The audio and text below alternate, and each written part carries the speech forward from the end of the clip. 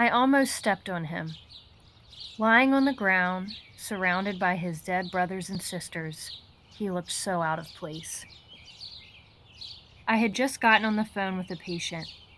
We talked every Tuesday, something consistent in her upturned life. How many times had she seen someone dead on the ground, blood spilling into the grass?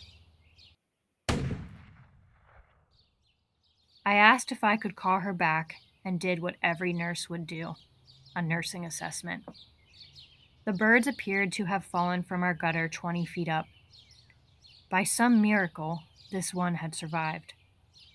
My mind flashed to the patients who told me they should be dead. How many traumas can one body endure? For the first time in over 18 months, I touched a baby. I decided to call the bird Eddie after the income-based housing unit the patient I was speaking to lives in. Just like her, he's a survivor.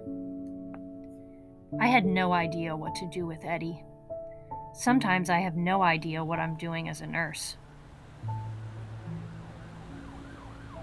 I'll never forget the little girl leaning into me on the sagging couch as the other people in the room discussed last night's street fight. An orphan in the most prosperous country in the world, so much felt out of place. She did not choose the life she had. She got expelled from preschool, her caregiver barked at me from across the room. Her sweet eyes smiled up at me. Apparently, Eddie was considered a parasitic species. No rehab would take him. The internet said I should just put him back outside on the ground. He looked up at me. Expel him, I thought? No way. After speaking with our multi-talented social worker, I fed Eddie some wet cat food. I was nervous about feeding him too much. Then I was nervous, what if it was too little? How do mothers do this? I tucked Eddie in the closet for the night, hoping he wouldn't die alone in the dark. I often find myself hoping my patients won't suffer a similar fate.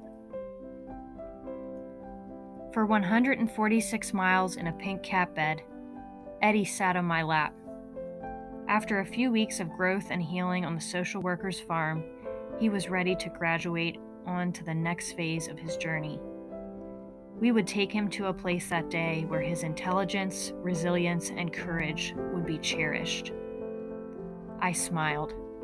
It had been over a year since I had held a baby on my lap. What a privilege it is to be a nurse.